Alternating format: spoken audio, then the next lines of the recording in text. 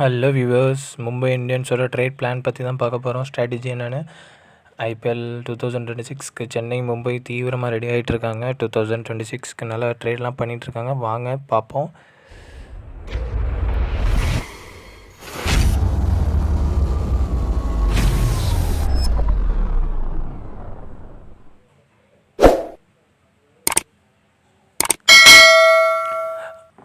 அதாவது first trade யாருன்னு பார்த்தீங்கன்னா வாஷிங்டன் சுந்தர் இப்போ ஜிடியில் இருக்கார். குஜராத் டைட்டன்ஸில் இவரை ட்ரேட் பண்ண தான் மும்பை ஸ்ட்ராட்டஜி யூஸ் பண்ணிகிட்ருக்காங்க. ஏன்னா அவங்களுக்கு ஒரு இந்தியன் ஆல்ரவுண்டர் தேவை, அதுவும் ஸ்பின் ஆல்ரவுண்டர்.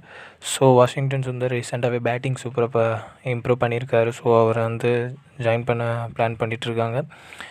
அவரை ஏற்கனவே இந்த டெஸ்ட் கிரிக்கெட்லேயும் சூப்பராக பவுலிங் பர்ஃபார்மன்ஸ் பண்ணியிருக்காரு. ஸோ ஜிடி மேனேஜ்மெண்ட்டோட ஒரு ட்ரேட் போயிட்டுருக்கு. இது ஒரு பிளேயர் டு பிளேயர் ட்ரேடாக இல்லை கேஷ் ட்ரேடான்னு தெரியல, ஆனால் முழுக்க ட்ரேட் போயிட்டுருக்கு. நெக்ஸ்ட் யாருன்னு பார்த்தீங்கன்னா இஷான் கிஷன். என்னங்க இஷான் கிஷன் மறுபடியும் மும்பை வர போகிறாரா அப்படின்னு ஒரு நியூஸ் கேட்டிங்கன்னா, ஆமாங்க, மும்பை இந்தியன்ஸ் இஷான் கிஷனை தான் எஸ்ஆர்ஹெச்சோட ட்ரேட் பண்ணதை பேசிகிட்டு இருக்காங்க. இவர் ரீசெண்ட் டேஸாக நல்லா தான் பெர்ஃபார்ம் பண்ணிகிட்ருக்காரு. ஆனால் அவருக்கு அந்த பொசிஷனும் செட் ஆகலை. ஆனால் இவர் மும்பை இந்தியன்ஸில் ஒரு கலக்குனார். ஸோ இவரை மீண்டும் மும்பை இந்தியன்ஸ் அவருக்கு டீமுக்கு எடுக்க பிளான் போட்டுட்ருக்காங்க. இவரை மட்டும் எடுத்தாங்கன்னா எனக்கு தெரிஞ்சு இவங்களோட பேட்டிங் லைனப் சூப்பராகவே பில்ட் ஆயிரும். ஏற்கனவே நல்ல பேட்டிங் லைனப் வச்சுருக்காங்க மும்பை இந்தியன்ஸ். ரோஹித் சர்மாவோட நல்ல அண்டர்ஸ்டாண்டிங் இருக்குது. ஸோ இஷான் கிஷனை மும்பை இந்தியன்ஸ் ட்ரேட் பண்ண டாக் போயிட்டுருக்கு. பொறுத்து தான் பார்க்கணும். நெக்ஸ்ட் யாருன்னு பார்த்தீங்கன்னா குல்தீப் சென்னை ஏன் சேர்க்குறாங்கன்னா, இவர் யங் ஃபாஸ்டஸ்ட் பவுலருங்க.